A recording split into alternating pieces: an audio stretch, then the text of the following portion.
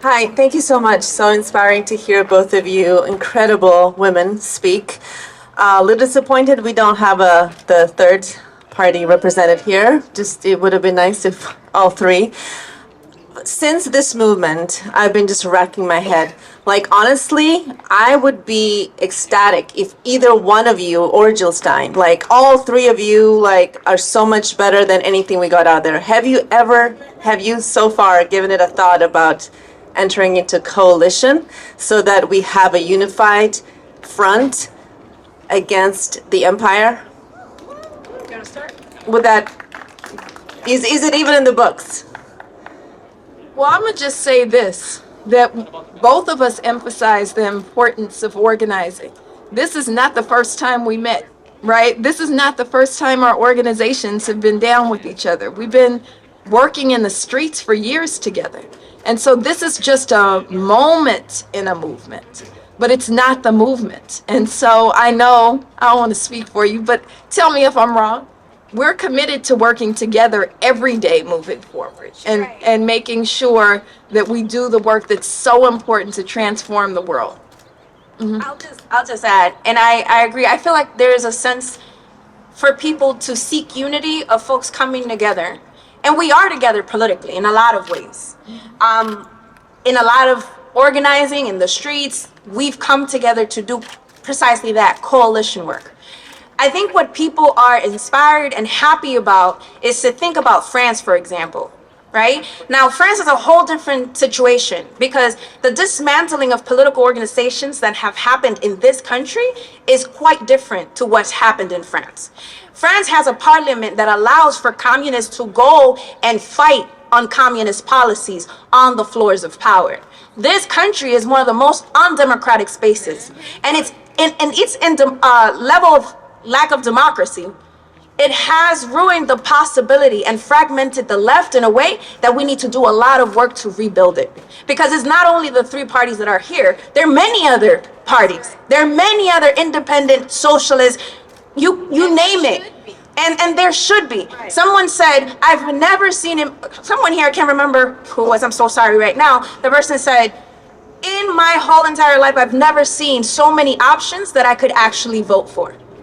And that is very, very expressive of the type of democracy that we want to experience. When people have the opportunity to see themselves in the folks that are there to represent them, and they have enough of a roster to choose from. And so, are we unified? We're unified in a lot of ways.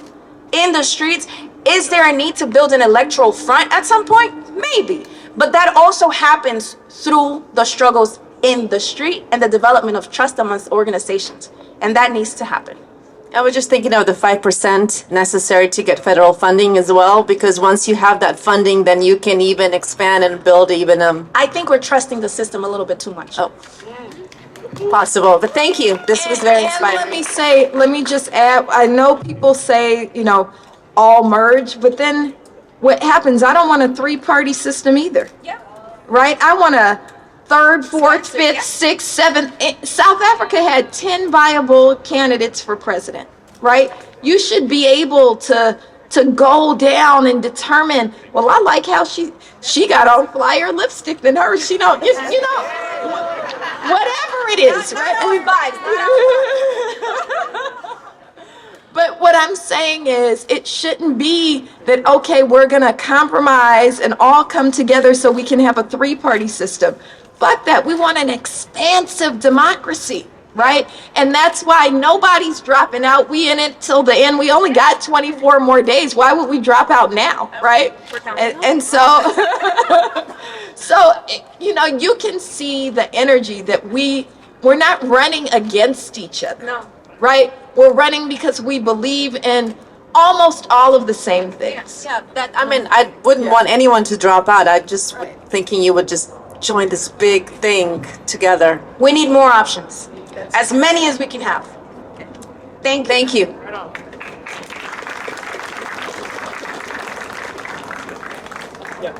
Hi, thank you for being here. I'm Carlos. I'm the co-chair for the Political Education Committee for the AFL-CIO, Local 575.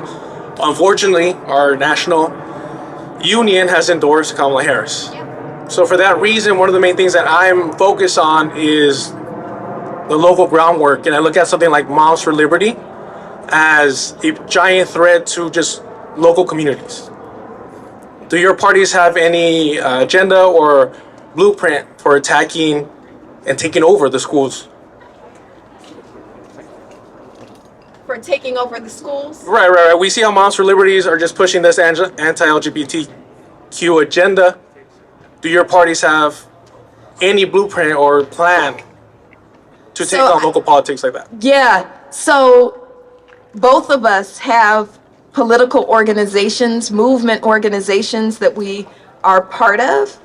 I would encourage you to talk to Joseph. I'm gonna call you out. Talk to Joseph, who leads Students Deserve, which is the work that we're doing in LAUSD. He's gonna say, I don't lead Students Deserve, I help the young people lead Students Deserve. But it's really important that we empower our young people to do the phenomenal shit they've been doing. Ami used to be down with it. Now she's too old to to be one of the high school students.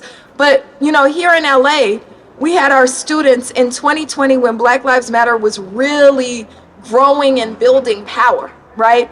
Our young people, I don't know if you remember this, but they defunded school police by 35%.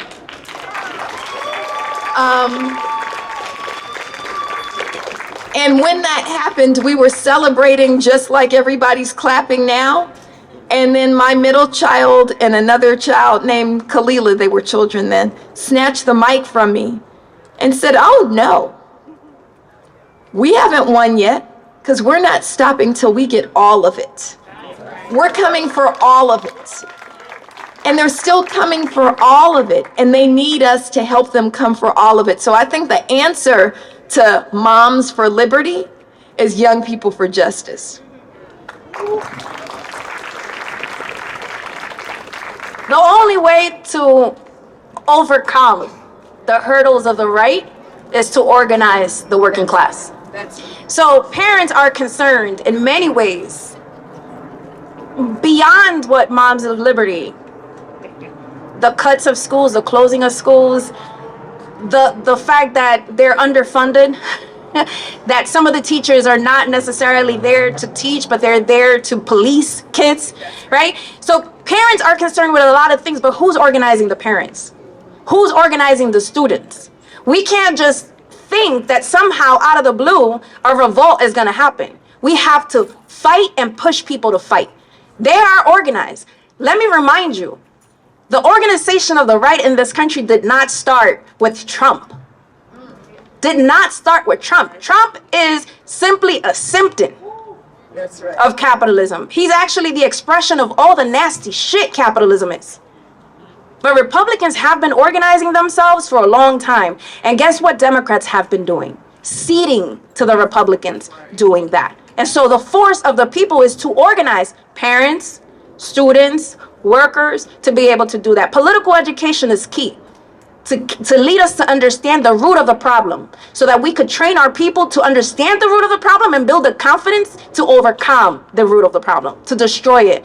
The Party for Socialism and Liberation does a lot of work with students, does a lot of work with parents. Some of us are parents ourselves that are organizing in many different fronts. We do a lot of political education. If you go to liberationschool.org, you'll find a lot of political education work there. We do a lot of media work as well. And so our comrades have the table in the back. There's books. Where are the comrades? Over there, where Chris is. We have a lot of material because we focus and emphasize the need to build the ideological capacity of our people to understand our conditions and fight to transform that. Just follow up a little more. How do your parties address the primary contradiction of settler colonialism in regards to land back specifically? I think I mentioned it in my speech. We understand that the capitalist society in which we live today is an expression, a result of its down payment. And its down payment was the genocide of indigenous communities in this country and the enslavement of Black people. That's right. So we can't talk about reparations for Black Americans without speaking about the question of land back. We can't talk about that reparations without talking about the reparations that the indigenous communities are owed. We can't talk about the treaties that have been in so many ways broken. We have nations within this nation, and they should be acknowledged, and they should be valued, and they should be respected, and they should not be living in the conditions that indigenous people live. And so what is our understanding of it? We talk about ending the war on Black America in the same breath that we're saying that indigenous people deserve everything as well. I'll just add that explicitly on our, I'm gonna say this. I'm tired of fucking land acknowledgements that don't do shit, right? You know, I'm glad you know whose unceded land you're on. I'm glad you know that. But to me, those land acknowledgements are the same thing that Gavin Newsom just did by saying, I'm sorry for slavery, right? That doesn't mean shit as long as you still got my stolen shit. As long as this country is still on the unceded land and doesn't say land back, you know, doesn't say and do what it takes to give the land back, it's bullshit. And so on our platform is a land back policy, that it's beyond land acknowledgements and saying that it's owed back to the indigenous people. And I know that's going to make people scared, but hey, whatever. Yeah.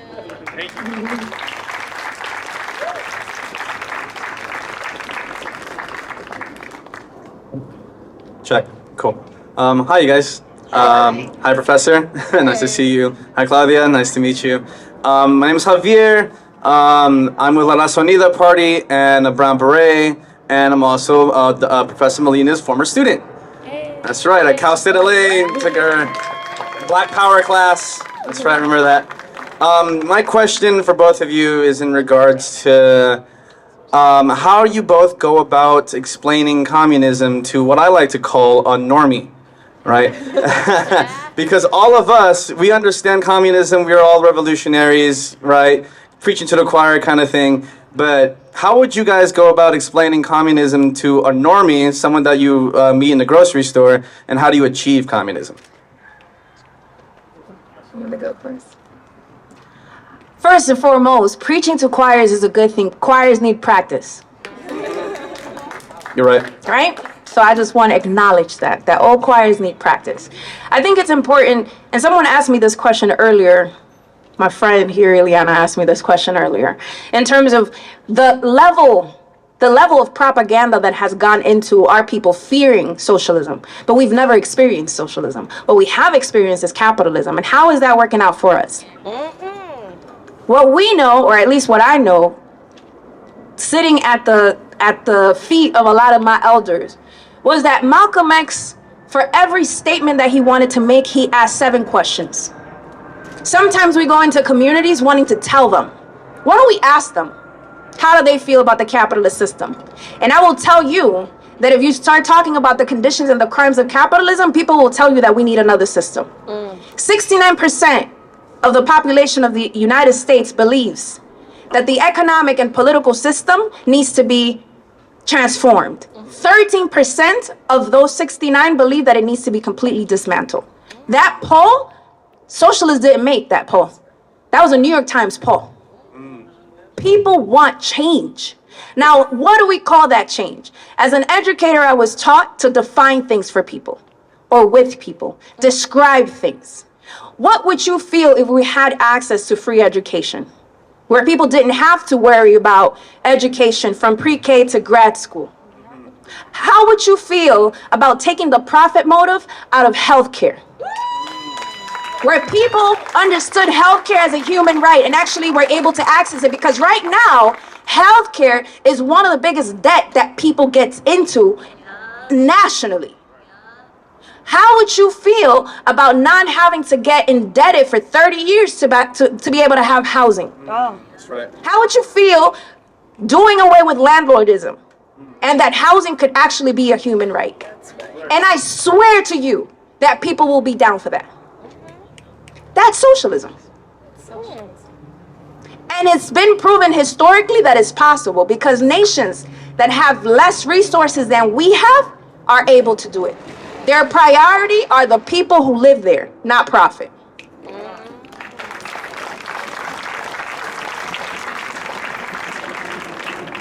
The only thing that I'll add is I'll actually highlight what Claudia is saying, right? Socialism is a given, right? When people say, well, what's a fair system? People want everybody to be housed.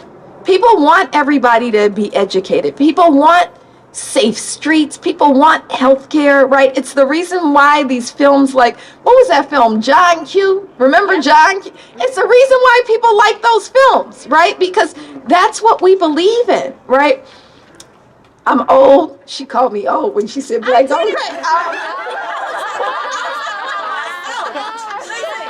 Look, I started telling my age when I hit 50 because I said the alternative is terrible. So let me just And I watched John Q.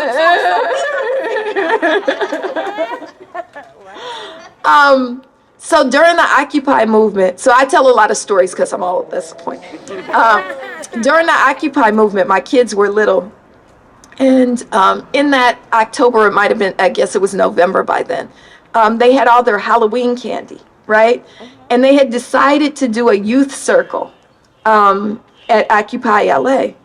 And Tandiwe and Emilio and some others were leading that circle, and they poured out all their Halloween candy in the middle of this circle of kids.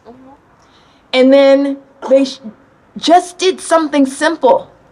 First, they hoarded it, and everybody was pissed. And then they shared it. And it made sense to everybody that everybody got 4 pieces of candy. That's how we can easily explain things when everybody gets 4 pieces of candy. When everybody gets a home that's fit for the inhabitants of our people, Pete White would say, would your mama live there, right? A home that your mama would live in, right? Not a tiny home, which is like a shed in a parking lot. That's not what we're talking about, right? When everybody gets that, it makes fundamental sense to people. Now, here's one thing I'm gonna, since you said ask the questions, I'm gonna ask the question. I don't know if it's the wisest thing to always force the terms communism or socialism. I don't know if we need to do it that way, because in the neighborhoods, people don't use those terms. But they do understand that there's things that we all want, need, and deserve, and we should be building towards them together. And so if I were to break it down, that's how I would break it down. I think you probably were in class when I said, the difference between capitalism and socialism is like I did the McDonald's burger. Yeah, I remember that. I think it was like week 7. Yeah. So, I think we can just break it down in real commonsensical ideas, right?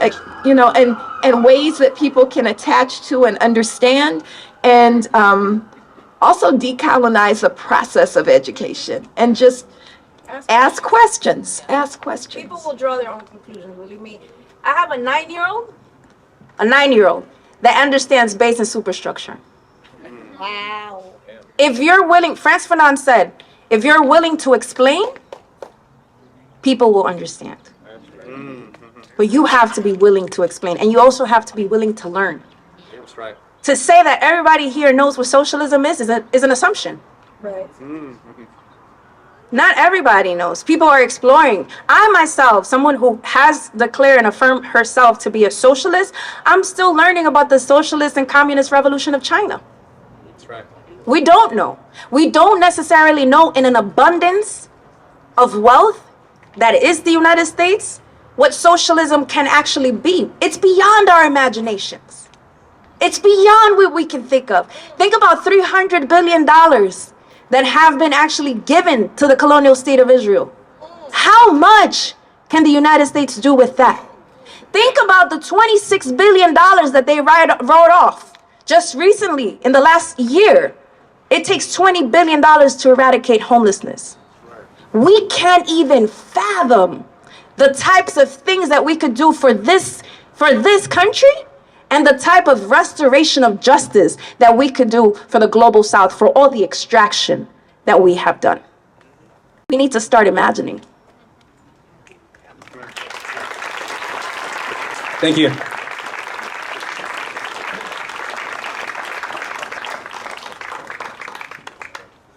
I would love to invite any other inquiring minds to come right up, but in the meantime, I'm going to pose my own question.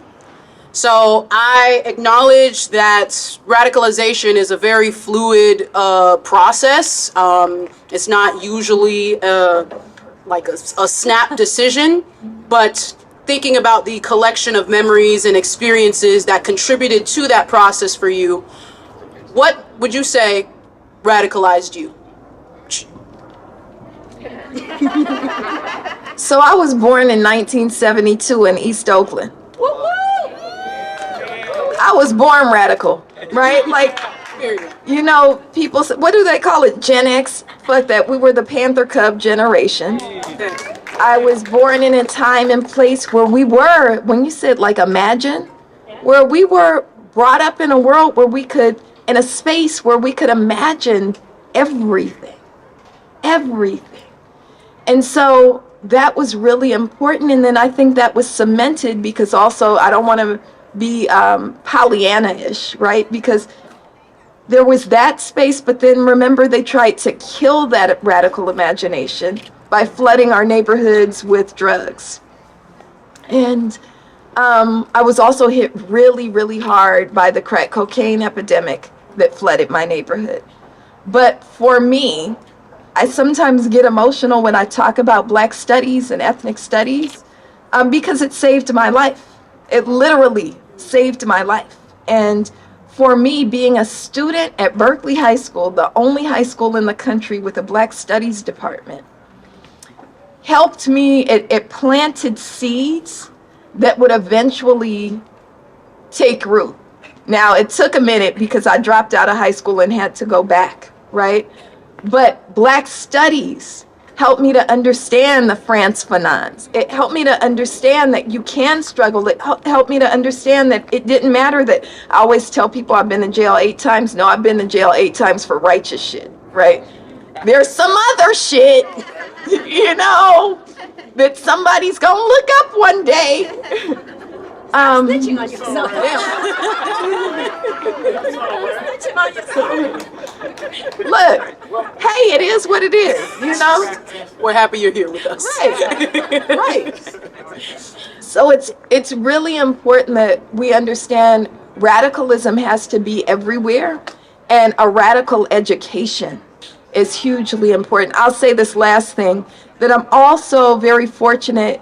The time and place I was born in East Oakland was a time and place where they will sometimes, you know, we have movies, Boys in the Hood and all that, talking about the hood and how scary the hood was. But the hood was also beautiful, right? We had women like my mama who sat on the porch. My mother was an elementary school teacher, who would sit on the porch with all the kids in the neighborhood every single day and teach everybody to read, right? And then we had my grandparents across the street who during the summers, they would open their garage and we would drink Polly Pop and eat tea cakes and have a beautiful time. And then we would go fence hopping and steal plums out the backyard, right? Everybody's backyard, right? But it was phenomenal. It was phenomenal. And that was also a radicalization process because we understood the meaning of community. And so for me, that really helped me understand what we can have if we're willing to invest in it.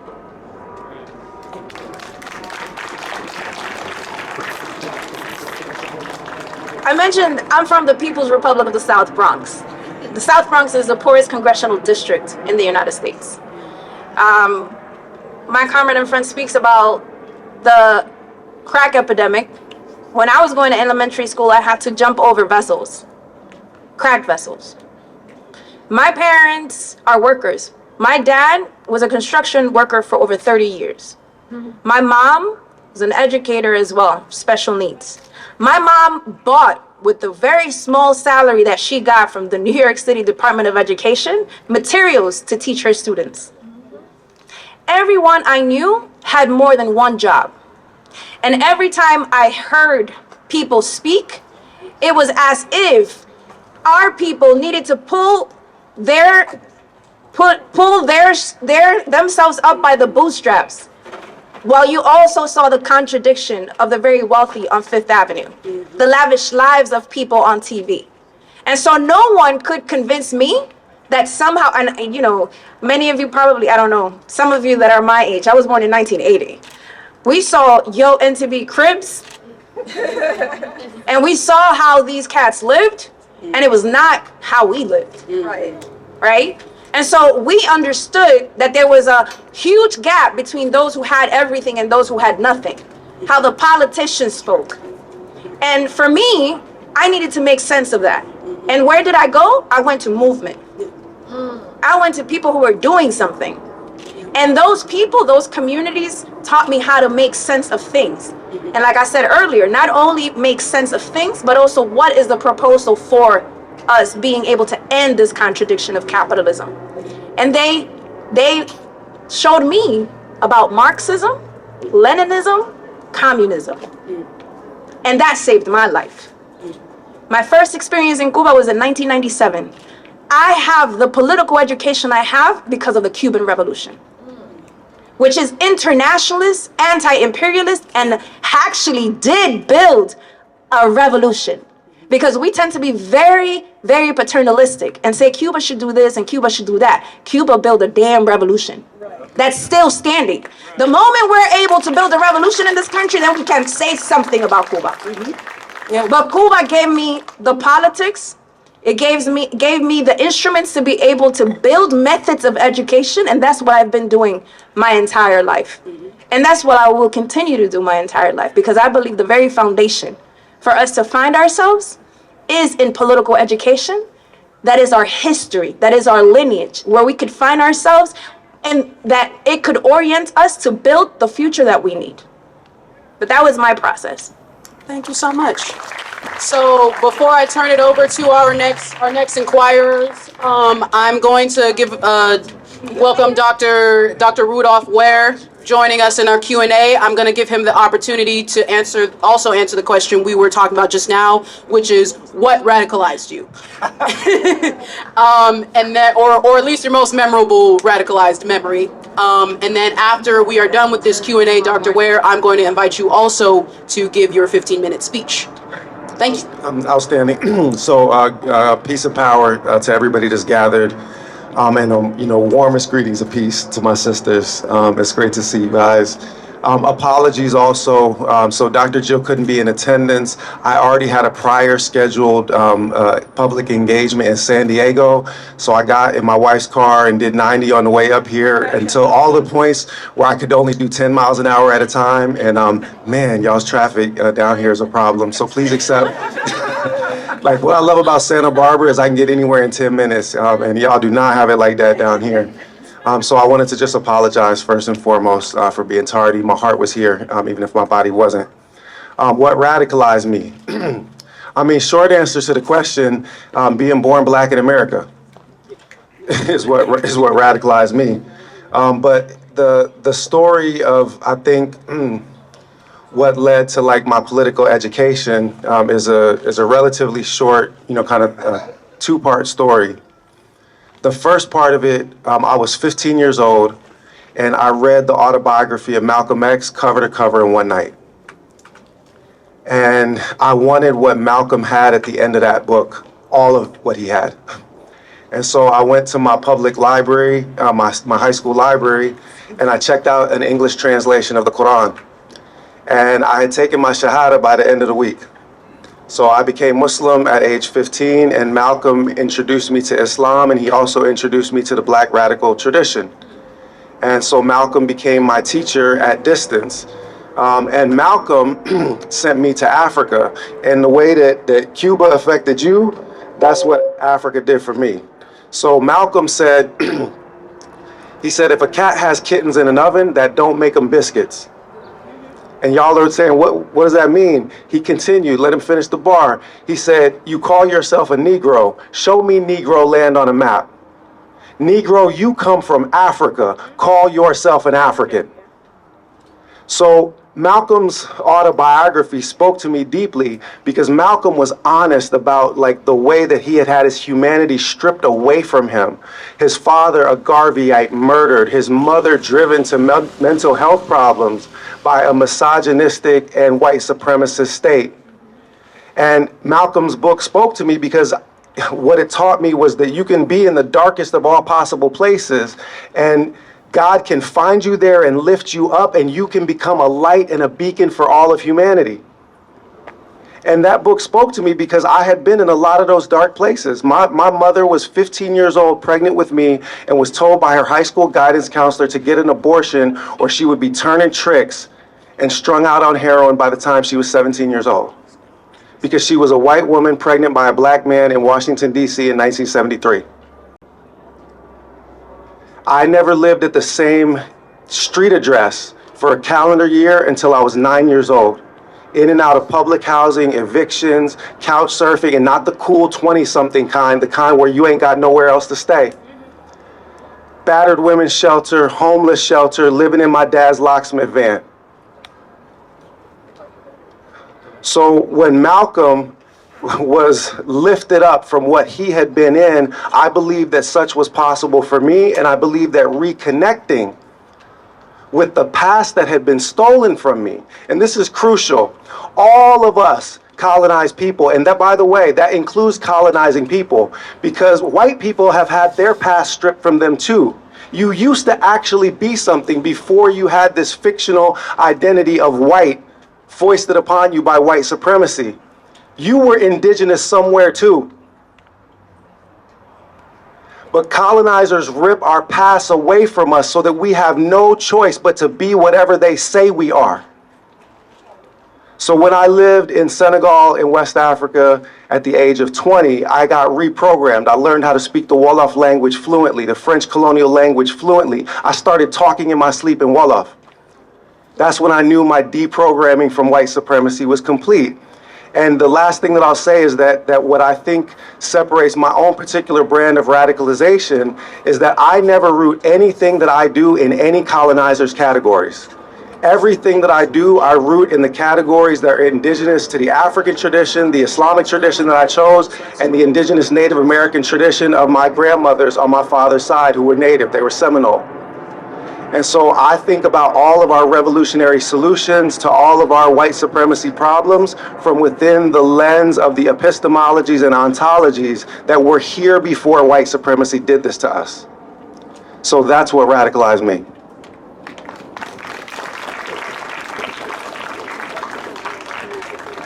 You guys are leaving? In a little bit. Yeah. Great, thanks. But Yeah, hold on, I'm gonna stand up. Do a full It's good to see you. It's good seeing you, Brad.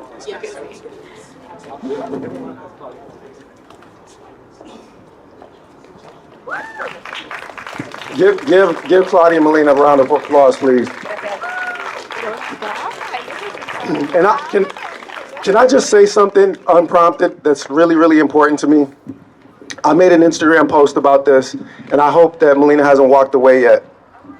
Okay, because I said in an Instagram post probably 6 weeks ago that we really, really need people in this liberation movement to stop projecting disunity and division onto the people on this kind of stage. Y'all's anxiety and insecurity about like how the movement is gonna turn out, you know, like it doesn't belong in this space because like we have nothing but love for one another, nothing but love for one another, nothing but respect for one another. And no political party is bigger than a movement. The movement is bigger than any political party, and our heroes taught us that organization is what's required for liberation. And what we all believe in is that we need like a freedom movement that has room for lots of different power moves within it. And that the solidarity that is going to lead to our liberation is first and foremost a solidarity at the level of the hearts. So I understand people have like anxiety, you know, about political choices that come up in electoral politics and those kind of things. But the reality is that we are all soldiers standing shoulder to shoulder in one fight for freedom, and we are the realization of the prayers of our ancestors. So that's what I wanted to say. Sorry.